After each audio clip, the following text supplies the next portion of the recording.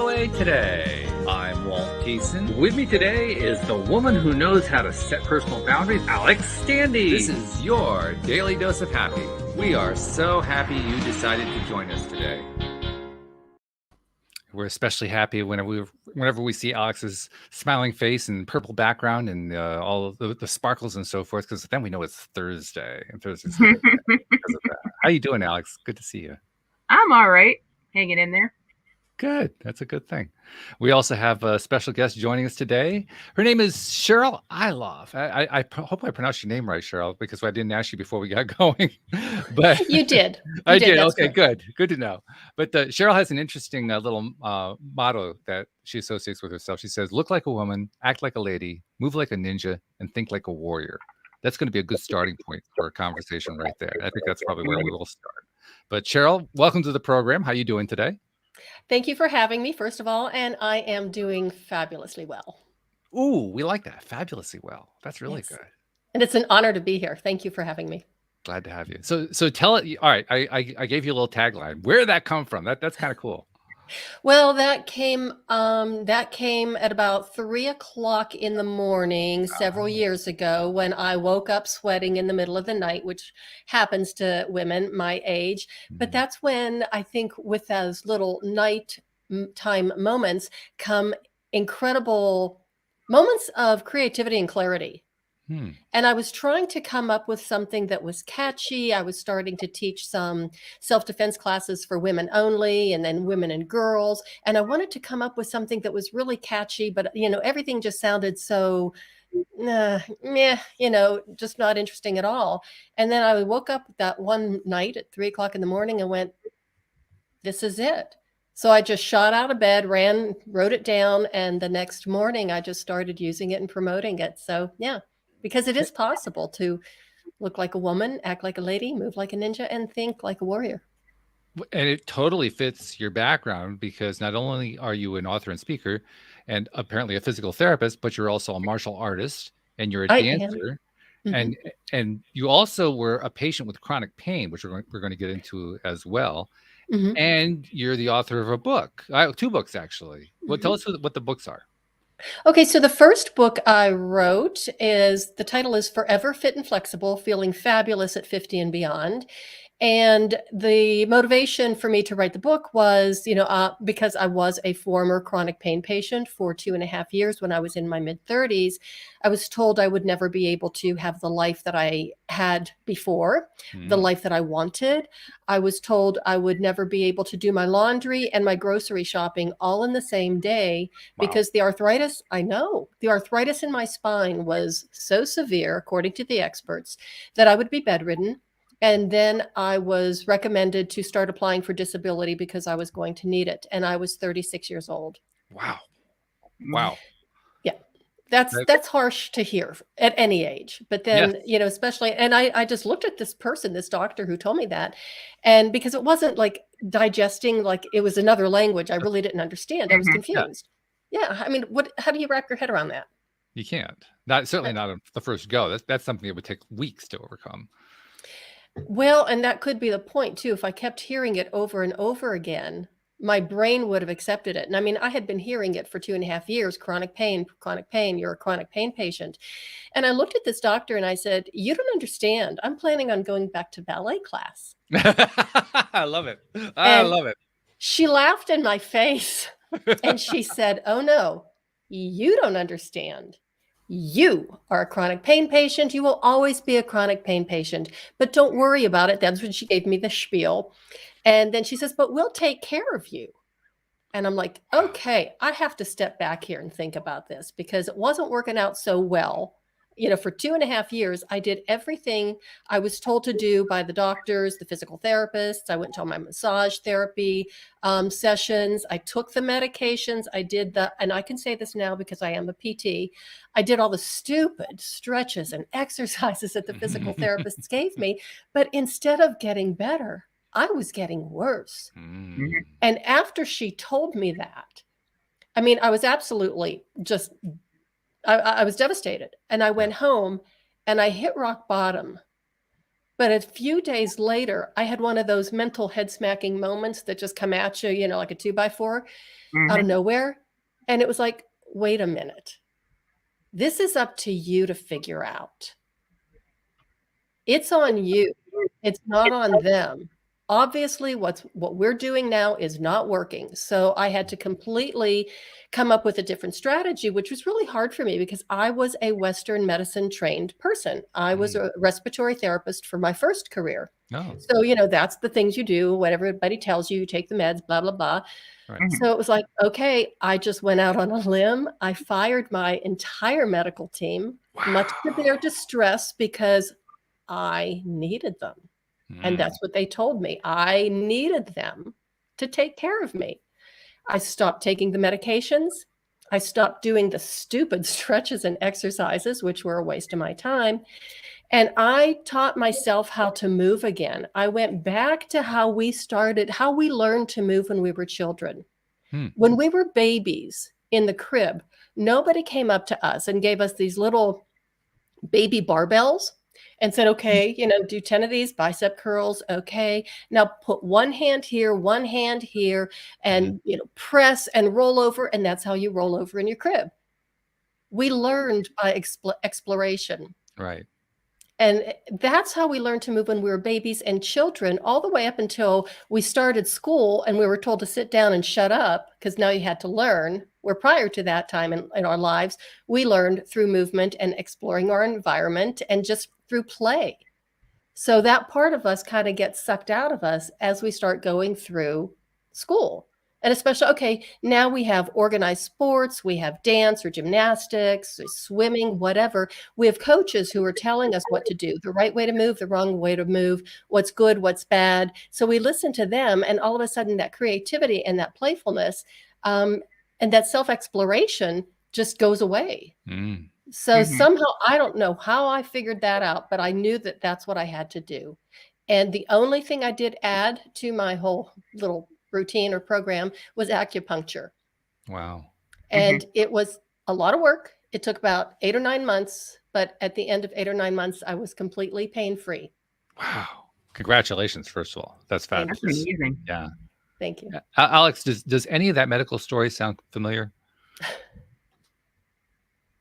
No, I have never tried acupuncture. That's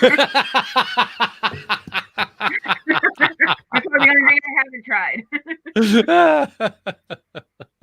But yeah, I can relate. Yes, definitely. Alex has been through her own medical adventure. That's why I was asking her that. A lot of us have, right? Yeah. But not you may have had the kinds of adventures you guys have had. I mean, that was pretty severe stuff. And Alex went through some pretty severe stuff too. To be perfectly honest, that's severe. That's that's the kind of thing that you don't wish on anybody if you have any kind of a heart. But by the way, I want to make a comment. The medical staff who you fired, who said that you need us, I think they got the pronouns turned around. What they really meant was, we need you. You're a chronic ATM for us.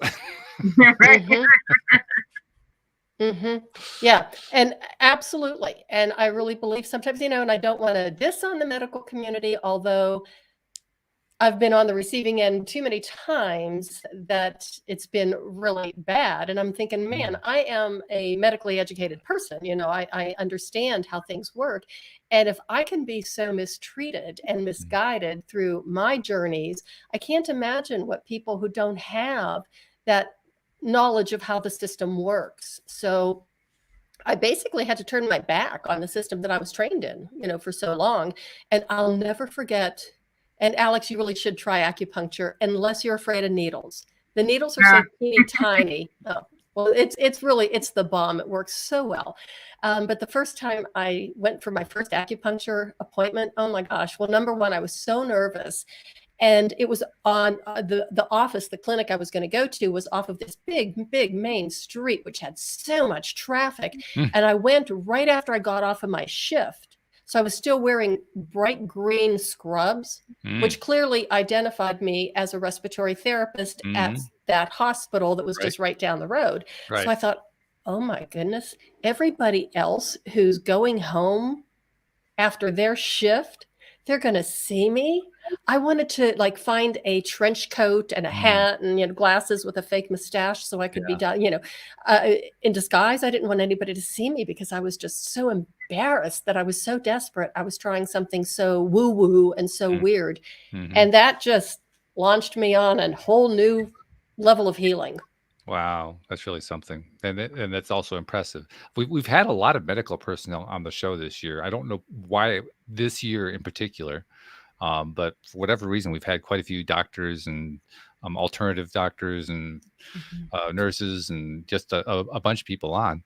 And the theme that comes through over and over again is they're all people who have in some way modified their relationship to what I call the core mainstream medical community, because they found that the training that they had been given really wasn't helping their patients, or that they were dissatisfied with the way certain things were being done, or, you know, there's like a litany of possible complaints. But they all decided to take action and open up private practices where insurance wouldn't have anything to do with it, and we're glad that they were doing it.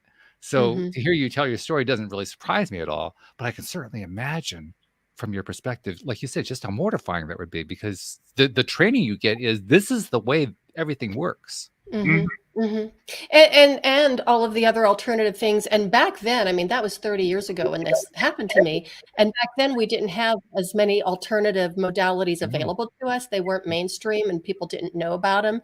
And even once I went into, after I recovered, and it was a goal of mine all along to go to physical therapy school just as a second career, because I just needed a change. And why I picked that, I thought it was going to be a perfect fit, right? You know, as a dancer, I had a background in Pilates, and now here I am. You know, I had the experience of chronic pain, and I was able to heal myself. I knew I loved working with people and working with patients because of my respiratory background. So I get into PT school, which is not easy to do. It's very competitive. And then 2 years of absolutely gut-wrenching hell to get through the program. Wow. And then you get out, and I found out that I really didn't like what I was doing. Oh, my. I hated it. Wow. It was awful.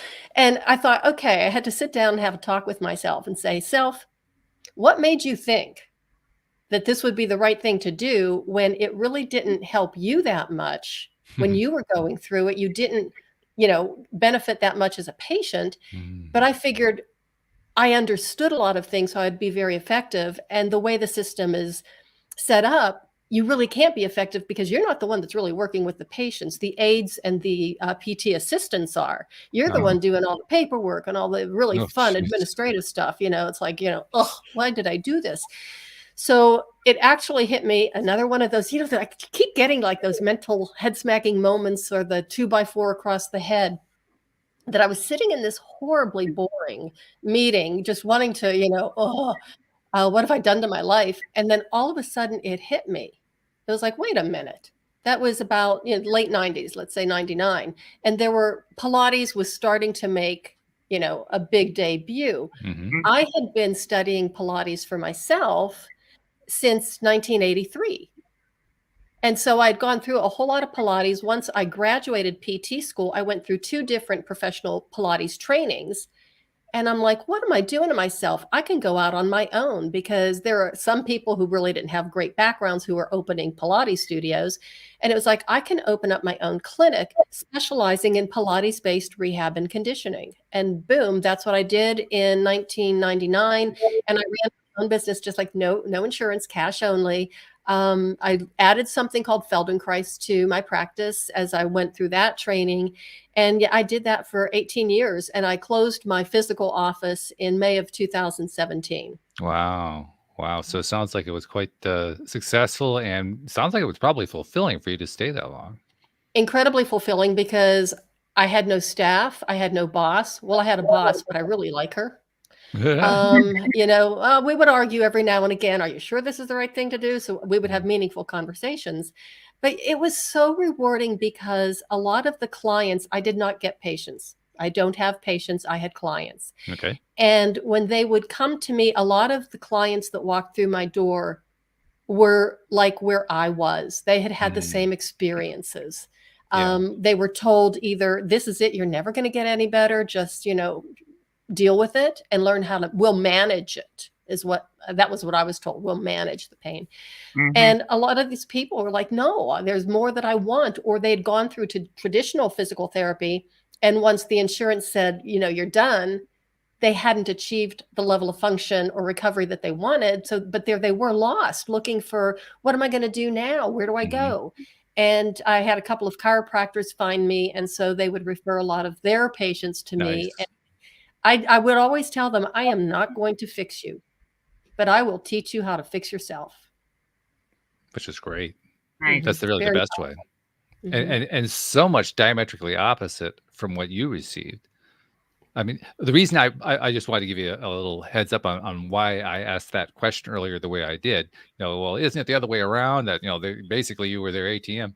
The reason I said that is because they did something that a lot of medical professionals do these days and have done for quite some time, that I've become more and more of objecting to, in light of what I now know about how the human mind works in medicine and how the placebo effect works, and the nocebo effect especially. That's the part I'm about to touch on. Nocebo it hasn't been dramatically investigated by the research community and the medical community, but it has been researched. It has been shown to be a real thing. And yet doctors and other medical professionals routinely scare the crap out of patients, knowing full well that the research says don't do that. That's why I reacted the way I did when you said that. That's a pet peeve of mine. Well, I want to tell you an interesting story about a lady that I worked with, and a chiropractor had referred me to her, or her to me. And, horrible neck pain. She had been in a car accident, and he had worked with her and said, okay, it's time for some strengthening. Try this, lady. So I worked with her for a couple of weeks, and she did incredibly well. I mean, and it was like, you're done. I don't need to see you anymore. You can call me if something crops up, blah, blah, but go on and enjoy your life. She was going back to work full time. She was enjoying all of her activities like she had before her accident. It was beautiful. I mean, you love stories like that, right? Yeah, right. So about a month later, she came back and she came walking into my office, and I looked at her and I said, oh my God, what happened? Did you have another accident? And she was like, ugh. And you could see she was in so much pain, and she was guarding. It was just horrible. She looked worse than she did when I saw her the first time. Wow. And I said, what happened? And she told me she had gone back to the chiropractor who wanted to review her x-rays with her. And as he was reviewing her x-rays, he pointed something out on the cervical spine and said, see here, see this right here? This could be, it looks like you have permanent damage. Oh my. And when she said the words permanent damage to me, I saw those words like right in front of me in bright red, like a neon sign. Yeah. And it was just like hanging over her. And I said, well, let's talk about this. And she says, you don't understand. It looked really bad. And I says, have you ever looked at a cervical x-ray before? And she said, no. I says, well, then how do you know it was bad? And she says, because he said so. Because he said so, yeah. And I said, but how were you feeling when you walked into his office that day? Well, I felt great, but that's before I knew I had permanent damage. Yeah. So the power of words and putting labels on people is so dangerous. It's so powerful. And it could destroy a person's life. And you really have to be careful how you talk to people. Yeah, I love that story. Thank you for sharing that one, because it really illustrates the point I was talking about beautifully. So well done. That was a great story. Thank you. I have a million of them. Apparently you do. Well, you also have a podcast too. You're a podcaster. I do. Yeah. Called the Femininja Project. Yeah. I like that. Was kind of crazy how that happened. How'd that happen? Well, I follow a lady. I live here in Denver, Colorado, and she's a local talk show host. She has a daily radio show. And I really like her because she's funny, she's sarcastic. And I would always try and listen to her show because she was just so funny. And I thought, one of these days I would love to be able to meet her in person. Wouldn't that be awesome to meet somebody like that you've been following and you just love and you crack up when she makes jokes and stuff. So I was listening to her one day and she said, that, hey, guess what? I'm starting this new business on the side and blah, blah, blah. It's going to be a platform that has all female podcasters. And why don't you sign up for our newsletter? And I'm going, I think I'll do that. I even remember the date. Wow. It was like June 16th, something like that. No, June 8th, 2018. Okay. So I ran downstairs to the girl cave. This is my girl cave. Welcome to it. And I got on my computer and I signed up for the newsletter. And I got an automated response, boom, right away. Hey, why don't you enter our contest? We're looking for the next great female podcaster. And I'm looking at that going, I don't know what a podcast is. That's the best part right there. Right there. That's cool.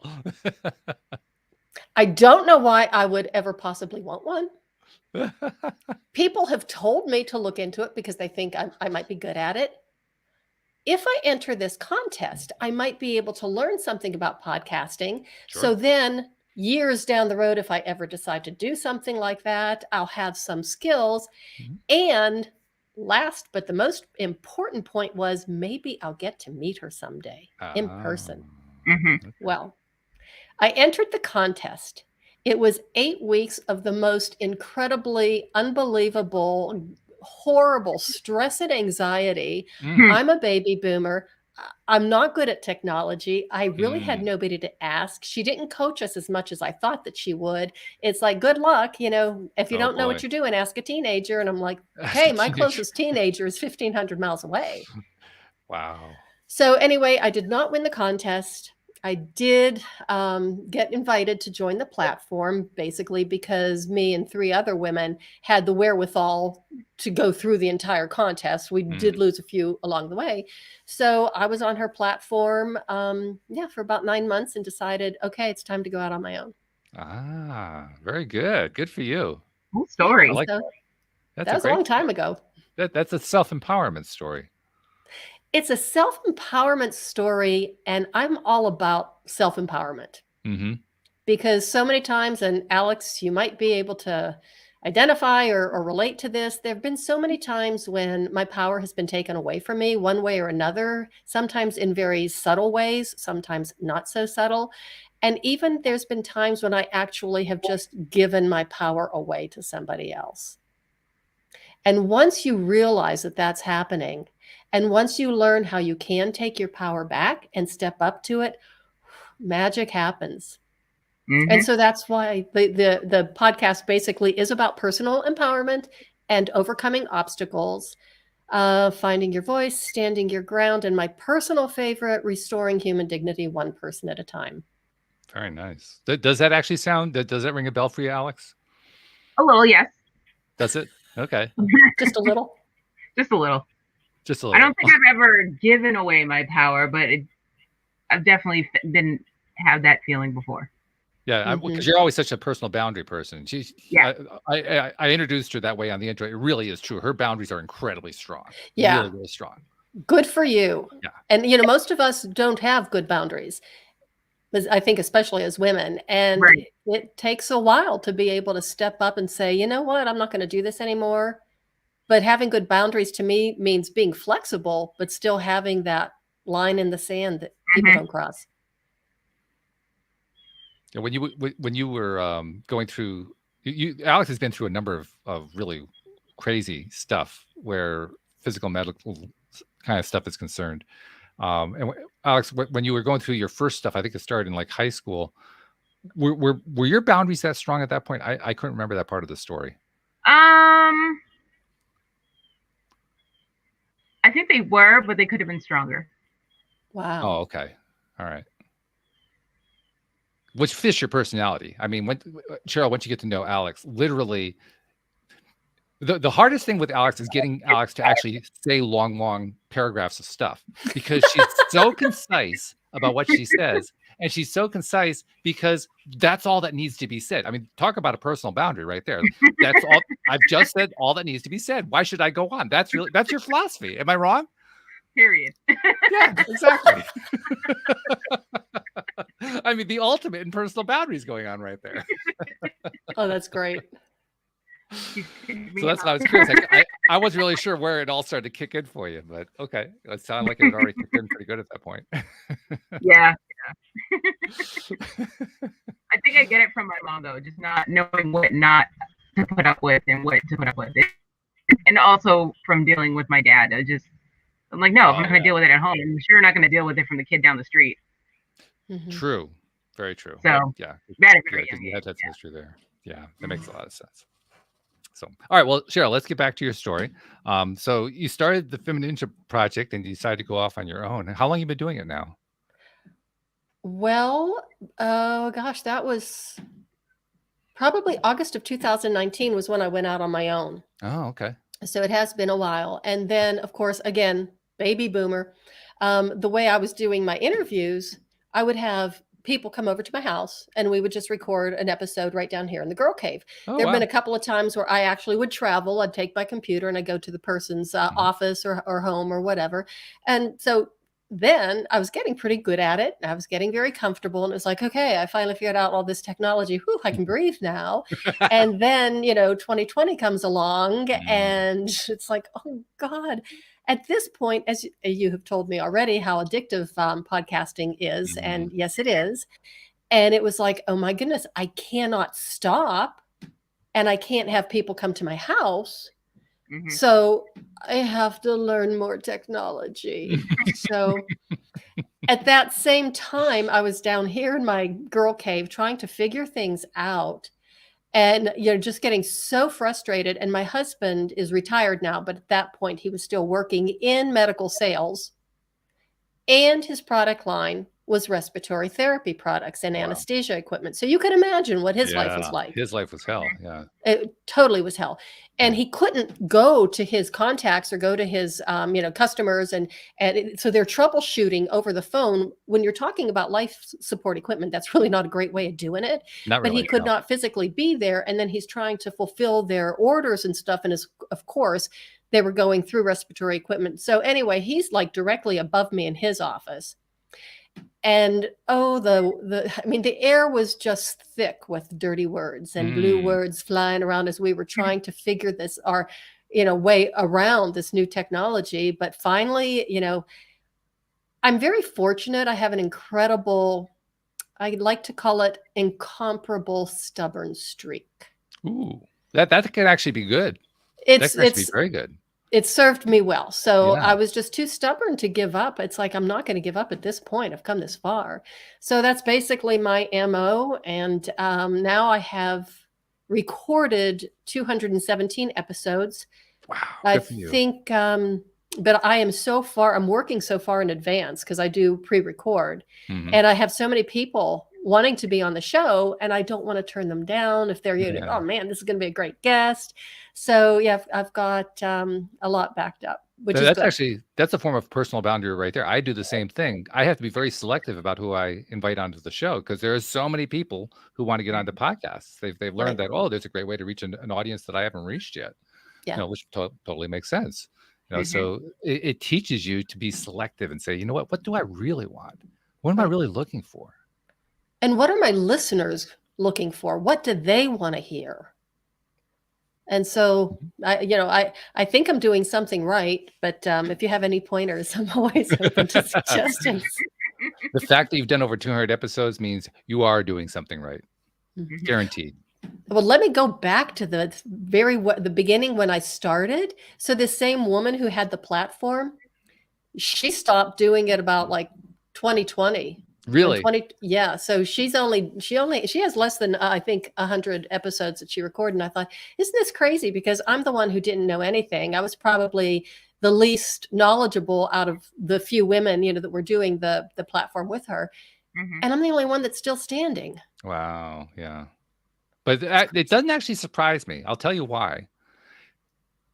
There are a few elements to your story that are very, very consistent with the guests who come onto the show and co-hosts and so forth. The consistency is that there's almost always a hit bottom story followed by a flying afterwards story. True. The rise of the phoenix, so to speak. And the people who experience that are the persistent ones. Now your story, you've told two or three stories so far that had that theme to it. That demonstrates your persistence. You call it stubborn, I call it persistent, but it's basically the same thing. I don't care what people call it. I just am glad I have it because Right? Yeah, absolutely, sure. it has served me well, and that that can actually lead me on to that story, that book, which is The Ninja. Okay. And because that's another one of those, hit rock bottom, never coming back type of thing. And I did. And again, that's where the many magnificent men in my life come into play that, if it weren't for them, I wouldn't be here right now. And I certainly wouldn't have all those nifty little tools behind me. Very cool. I like it though. That's very good. Yeah. Something else occurred to me too. You made reference a couple times to 2020, the year of the pandemic. And I'm remembering as you're talking about that, I remember the very first show that I did in 2020. I labeled it the year of clarity of perspective, because 2020 in eyeglasses means you have what they call, it's not really perfect vision. It's acceptable, good vision, but it's what we associate with, clarity. And I said, that's what this whole year is going to be about. Little did I know that 2 or 3 months later, we were going to be in the middle of a pandemic. But that pandemic did provide tremendous amounts of clarity on a whole range of things. You talked about one of the ones that came up a lot. People who were afraid of technology, they realized they needed to use technology in order to stay in contact with people. They attained clarity about technology that they would not have otherwise attained. That's just one little example. There are so many things that came out of that year that led to clarity.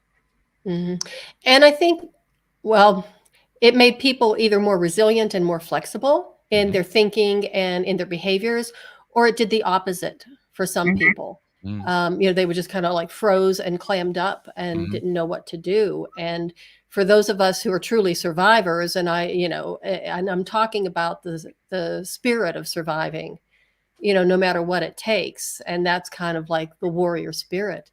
We were like, okay, let's figure this out. This isn't going to take me down, no matter how many times they tell me that on TV, that, there are things that I can do to protect myself and the people I care about. So. And well, I don't want to diminish or in any way play down what the trauma was for those people who did kind of clamp down. Right. There was also clarity for them too, because the clarity for them was, wow, I had no idea I had such a big weak spot here. And they had to face it. They had to deal with it in some way. Maybe they dealt with it poorly, but they still had to. They couldn't evade it. They couldn't get away from it. And it reminds me of a quote that comes from the Ted Lasso TV series: "The truth will set you free, but first it'll piss you off." That pretty much summarizes it, doesn't it? That's about right. Yeah. But you know what? I think for some people, and well, for me especially, if it pisses me off, I'm going to figure it out. If it doesn't piss me off, it's like, well, okay, I can manage. I'll live with it. But if it really if it royally pisses me off, you better stand back. Whew. Yeah. Ooh, talk about the ninja side one here. Of those little sweats going on. I all of a sudden I think the Ninja Warrior came out there for a second. Yeah, she did. She did. Very cool. Very cool. I like that. So, okay. So you have the podcast, you got the 2 books out. I guess where I want to go with this next is, since we're talking about personal empowerment, your story is about all the different ways you have not only helped empower others, but you've helped to empower yourself. I'm curious if, like, for instance, when you thought about the whole thing about the podcast and people had been recommending that you consider it and you didn't know what a podcast was and all that kind of stuff, you had no reason at that point to do podcasting. But now as you look back on it, what has that actually done for you? Is that, because what I find is, even when we have these disparate tools that we kind of acquire over a lifetime, we get to a point where all of a sudden we find that we're using them all in some ways that we didn't expect. And I'm wondering, is that true for, say, the podcasting? I have to say, it really did empower me in a lot of ways. Number one, first of all, I mean, I am a speaker, and I, get up and talk in public, and we all do. We're all speakers, right?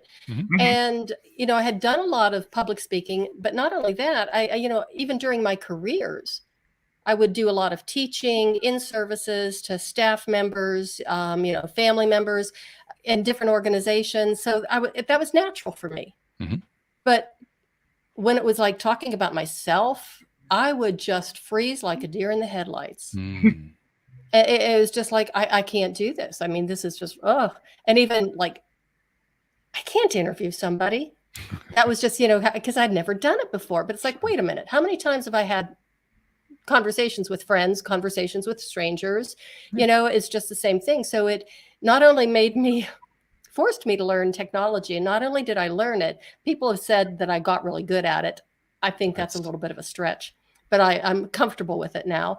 And I got out of my head and found my voice to be able to share with other people, and then found my interviewing skills that just kind of came naturally, or just having a conversation with a friend, basically.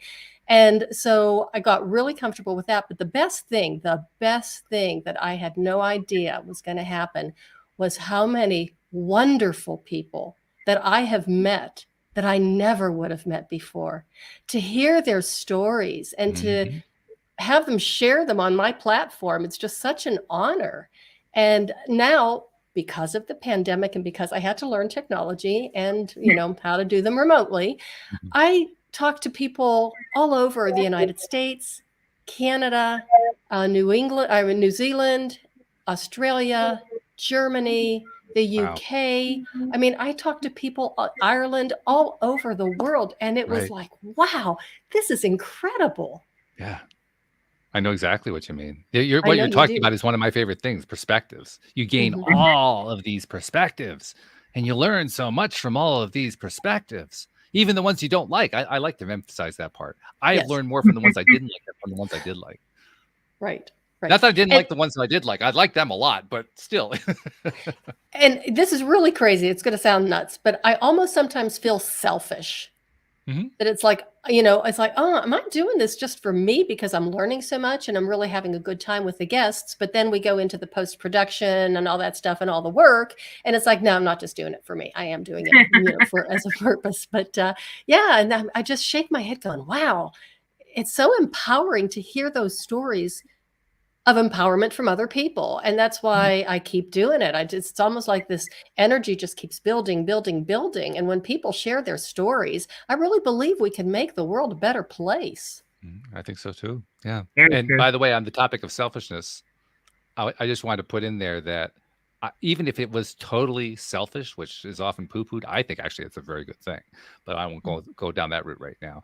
I just want to point out that I started doing this podcast totally selfishly. People already know the story who listened to the podcast, because I was, broke. We were deep in debt, didn't know how to get out of it, didn't really understand law of attraction. So I said, I'll do a free podcast. I'll get free guests and I get free training and all this other great stuff. It was for me. The shock was when I found out I had listeners. Like, where did they come from? So even in that selfish moment, the selfishness still helped other people. Right. So I personally think that we should take the word only out of any sentence where we use the word selfish. It's only selfish. No, selfish is a good thing. It's not a bad thing. It's not something to be embarrassed about. It's something to be proud about. Yeah, selfish is great. If you had not been selfish, you wouldn't have been able to meet all of those people, share their stories, make all of these great connections. Selfishness pays off. Selfishness is what people. Here's the thing: people, when they hurl the word selfish at somebody, what they're really saying is not the selfish. It sounds like they are, but that's really not what they're saying. What they're really saying is, you should feel guilty for not doing what I want you to do. Yeah. Or you should selfish. Or you should feel selfish. You should feel selfish because you're doing what you want to do and you're enjoying it. Oh yeah, heaven forbid that. And really draw the line at, don't you be successful at it. Oh God, no. That just kind of rubs salt into the wound, right? That's the worst part, being successful at being selfish. Yeah. I actually invented a word one time that I wanted to use. I wanted to make it popular to replace the way the word selfish was used. The word was otherblind, because that's what people were really saying. Well, you're blind to the needs of others. But then I realized, and I actually did try to promote that for a while. And then fortunately, it didn't catch on, and I'm glad it didn't, because what I realized is it was still promoting trying to control somebody else.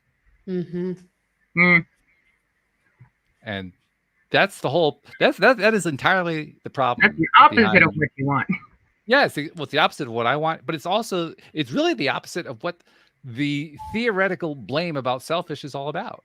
Mm-hmm. Think about it. What they're actually trying to promote, which, by the way, like you pointed out, Cheryl, does kind of vary from one person to the next. They all seem to have their own meanings to it. But when you boil it all down, what it basically says is you're forgetting to treat other people as victims. Instead, you're thinking only about yourself. What's wrong with you? Like, whoa, that's quite a statement. That was pretty profound.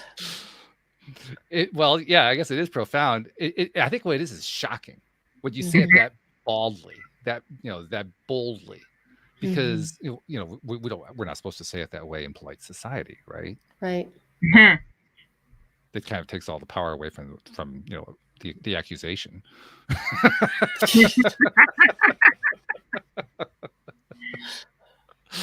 Oh my. Okay, enough of that rant. but that's what I think about when I think about the word selfish. So you were doing the podcast for like 4 years, I think it is now. And I'm curious to know if you are. Have you reached a point like I did, like with LOA today? The first 400 episodes or so, we were just covering every single aspect of the law of attraction we could possibly cover. We were doing law of attraction book discussions. We were just like anything you could possibly do. And after a while, I realized we got this covered. If you can't get it done in 400 episodes for that topic, which is all about one idea, you attract into your life what you give your attention to. Well, you aren't doing anything. you haven't been doing your job. So after the first 400, then it was, well, what do I want to do next to this? Because I'm liking this so much. I was totally addicted to it. And so I made a shift in my thinking. I said, well, I want to expand it to all of life because law of attraction applies to all of life. I'm curious to know, have you had a similar moment with the Femininja project? In other words, have you gotten to the point where you feel like you've covered what you wanted to do, or do you feel like you're still covering it? I feel like I'm still covering it because there are so many stories out there and so many different people. I will have to say that I did get kind of bombarded with requests from like certain like life coaches. And it's like, okay, all right, I get it, this is good, but now I just need to expand a little bit more. But I would just kind of look and search, and I have different, I use Podmatch to be, that's one platform I use to look for guests. That's how we connect. And it's just, and then and a lot of times they just find me. And, most of the people that contact me are a pretty good fit. But as long as it's something has a story of empowerment in it and has tools, advice, tips, or even stories within their story that can help empower my listeners, then I'm all for it. So I haven't gotten to that point, but I haven't gotten to 400 episodes yet. So I do think about that. So thank you for bringing it up. Yeah. So I do think about that of, am I ever going to, is the well going to run dry on this topic? But I think because of the Femininja it's based on the principles of the martial art that I study and the characteristics of the warrior spirit and the warrior itself. I'll know when it's time to make a little deviation or to either, I'll know. So actually, that brings up a good point. What are those characteristics? Let's bring that out. That's a big part of what you're doing. Tell us what that is for you. That's good. Thank you for asking. When people hear the word warrior, what do they think of, or what do you think of? Well, I have a couple things to think about, not the least of which is one of my names actually means warrior. So I have to, I kind of have a I don't know what you call that. I have a mirror. Let's put it that way. Okay. That kind of reflects back to me. But I also, for myself, I've been actually told that I'm a warrior, like I'm a word warrior, and I cringe at it because for me, the word warrior is directly associated with war, with actual war, and I don't want to be a killer. So that's the association I have. But there are many people I've interviewed, people I've gotten to know, who consider warrior to be about going after what you want. And I get it. I get where they're coming from. So I think it depends who you're asking. That perfect. And that's basically a lot of people when they hear the word warrior, they don't want to hear that because they think of fighting, aggression, conflict, warfare, violence. And that is so far from the truth of what the true spirit of a warrior is, at least in our art. The warrior has a compassionate heart. The warrior loves peace, harmony, does not want to fight. It has nothing to do with fighting. We want to take care of ourselves, our families, our communities, our environment. You know, we actually step up and help others who cannot protect themselves or help themselves. It's a very loving, kind, giving spirit of generosity that we have as warriors, at least in the art that I study. Wow. But don't cross the line. Don't cross the line. If Alex gives me, you know, the boundary and I try and step over it, and Alex will say, no, you know, let's not do this. And I try again, I push, you know, poke the bear, and she's like, no, we're not going to do this. You know, let's just walk away. Or she does it a third time. It's like, I tried to tell you not to do it. And I'm not talking necessarily only about physical conflict or physical confrontation, because attacks come in all shapes, sizes, forms. True. Physical, mental, emotional, psychological, financial, you know, illnesses. I mean, the hits just keep coming because life is full of hits. Yeah. So the spirit of the warrior helps you what's the word? Accept that they're coming. So you don't resist. Okay, 2020, you know, we're all locked in, all locked down. You have a choice, go with the flow, find a way around it, how to thrive through it. So what they teach us as brand new martial arts students is to evade. You evade an attack. If you're not in the way, you can't get hurt. And this applies not only to physical, but to the mental, the emotional, the, you know, confrontational. You just get out of the way. And the person who's doing the quote unquote attacking, all of that energy just flies by you and bounces back into them, which was something I always had a hard time understanding until I got to the dojo. And it was like, took a while. And then it was like, okay, I get it now. Yeah, really good. Alex, based on that definition, do you feel like you're a warrior? For sure. Hands down. Yeah. 10 out of 10. Even before you heard that? Before I heard it. Yeah. But I'm also a blue belt in Kempo. So yeah, Finn had that warrior spirit. Okay. Well, and that's it when you're studying a martial art, or, you know, this is the only one I have studied. But my father actually had a black belt in karate. And he always tried to get me and my sisters to go work out with him to learn a few things. It's like, ooh, icky, ooh, I'm not going to do martial arts, ooh, you know, but they have the same philosophy. I have his black belt, and I even have some of his notes, which to me was really like, you know, I have to be perfectly honest. I didn't start training willingly. That's why The Reluctant Ninja came. That's the title of the book. I had to be literally dragged onto the mat, kicking and screaming, and not in a good way. Wow. But once I started to get into the philosophy, I think in a lot of the arts are the same as, you know, you don't want to fight, but you sure do want to protect yourself.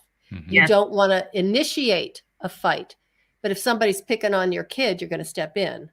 Or if you see somebody who is unable to protect themselves, you can step in and do that. And I even did that, like energetically speaking, when I had either friends or people I know that were going through a hard time. I says, okay, next time I go to the dojo, this one's for you. And like I had a woman who owned these cabins up in the mountains that we used to rent, she and her husband. And we loved these people. We rent from them all the time. But she was going through breast cancer. And, you know, she was in remission, and then she had an exacerbation, and she had a really good attitude about it. And, you know, when she told us, I said, you know what? When I go back to the dojo, I said, I'm going to just, every hit, every punch, every kick, every takedown, everything is going to be for you beating that cancer. Wow. Yeah, really good. So, yeah, it's the spirit of a warrior. We want peace, harmony, love, you know, but don't push it.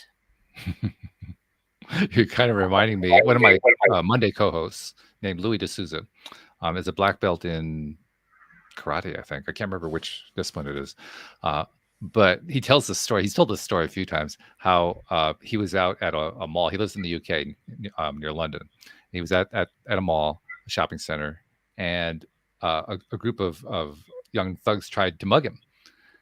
And he tells the story about how the security guard saw what was going, walked away. I don't have anything to do with this. And there were a couple of girls who were watching. Oh my God, this guy's getting mugged. And Louis, just with his discipline, just like blanked out all of the fear, all of the concern that you would normally have.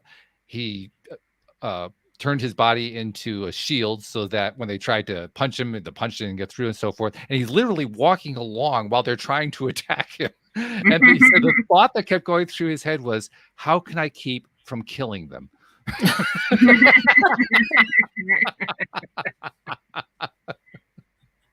That's awesome. I love that. I love that. Well, that's what I was thinking about when you were telling your story. That's cool, though. That's good. I have heard similar descriptions, but I like that one. I like the way you described what your view of a warrior is. And when you have that essence about you, or that aura, or whatever, people look at you differently. Mm. You know, when you walk, even the way you walk in a grocery store, the way you carry yourself, it makes a big difference. Right? Confidence is what comes through, I think. Absolutely. Yeah. Confidence and awareness. Why awareness? I think you're probably right, but I'm curious to know why awareness. Because you are taking in your environment. And that's one of the biggest things, and Alex is agreeing with me. One of the things, and it drives me crazy, watching women walk around in public with their face in their phone. Oh. They have no idea what's going on around them, and you know, who's watching them. But if you walk into a crowded room and you're looking at people and you're making that eye contact and you're aware of, okay, where are the exits? Oh, I'm getting a bad vibe from that guy. I'm just going to move. You know, that kind of self-awareness of environmental awareness, situational awareness, internal awareness is absolutely crucial. And you learn that a lot in your training, right, Alex? Yep, definitely do.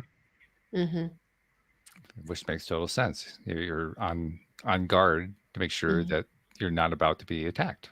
And even, you know, when you say on guard, we're kind of always on guard, but we're not like hypervigilant. We're just aware.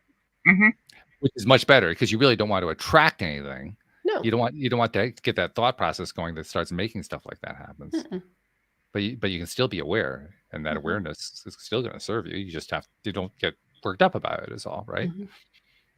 Exactly. Yeah, that's really good. I like that. Okay, so we heard about the books. We've heard about the podcast. You also have a website. What goes on your website? Well, yeah, I've got a lot going on. I have two websites. I have the Femininja project. So I have one website specifically just for, you know, the podcast, which is totally awesome because it has a picture on this tiger at the very top of the, you know, homepage, which is, I love that little kitty. I mean, when I saw that picture, it's like, we have got to figure out how to get this tiger. And we even managed to, my designer got the tiger on the back of the book cover for the Ninja. So that's where I have all my podcast episodes and, you know, a few other things. I've done a few blog posts, but not much because I've been kind of busy lately. So then the other one is Cheryl Ilov, just CherylIlov.com. And that's, you know, my basic business one. I don't have a physical office anymore. Like I said, I did close it, but I launched my podcast or my services online. So now I do work with people online, which is amazing. I was like, how does this really work? But it was another one of those head smacking moments. I was down here in my girl cave during the pandemic, and I was doing what I call basement ballet. So I was doing online ballet classes. And it was after, and you think it wasn't the same, of course, but it was highly effective. And, you know, it was even fun. And it was one time I was logging off and it was like, oh my gosh, I could work with people online. So I just started doing that. And so I have a few clients online, and I'm also teaching at a local dance studio, somatic movement, which is what I really specialize in. So I'm not a traditional PT where you're doing, you know, traditional exercises or stretches because I know how I felt about them myself. So it's more like movement exploration. And I am certified in something called Feldenkrais, which is a movement modality that is just incredible. It just really takes you into your nervous system. So we work more from skeletal movement rather than muscular strength. And magic happens when you do that. Why do you think the magic happens? What's that? Why do you think the magic happens? Why do I think it happens? Because you're tapping into your nervous system. You're interrupting habits and patterns that you've had for years and years and years, but you're doing it in a gentle way that is non-threatening, non-judgmental, and you're doing it through movement.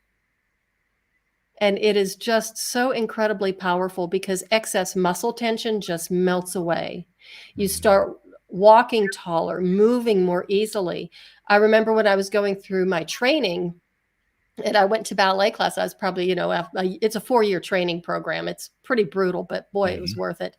And I was in a ballet class and they hadn't seen me for a couple of weeks because I'd been gone for a Feldenkrais training.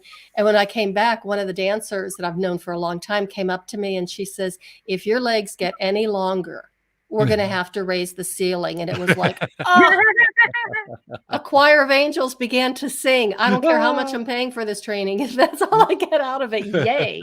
But, I used to tell people that Feldenkrais actually, it lengthened my spine.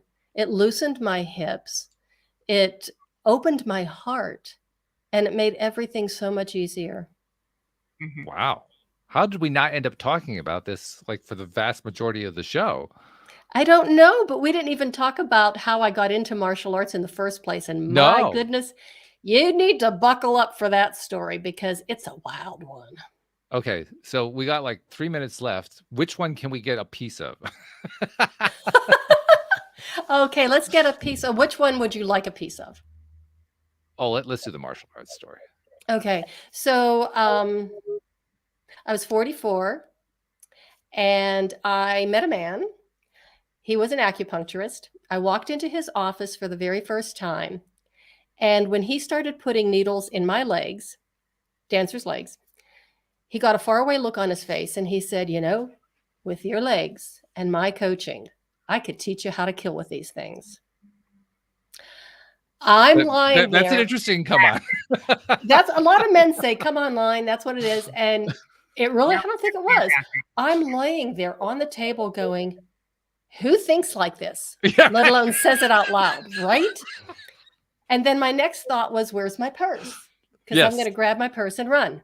Oh, I'm literally pinned to the table. Unless I want to get up and try running out with needles sticking out all over me. Right. The man had a captive audience. Yeah. The man also had a martial arts school right next to his acupuncture clinic. So that's just a little tip of the iceberg. And I thanked him for thinking of me. And he said, really, I'd love to have you. You'd love the training. You'd love this. And, it's blah, blah, blah. And he'd go on and on about the art of the ninja. And I just wanted him to shut up, leave the room, let the needles do their work. And I kept going back to him. But I thought he was crazy, especially when he started talking about how everything is a weapon. And that's a whole nother story. But I just kept going. See, you know what I'm talking about, Alex. You know my language. And it took 3 years. They call me stubborn. It took him 3 long years.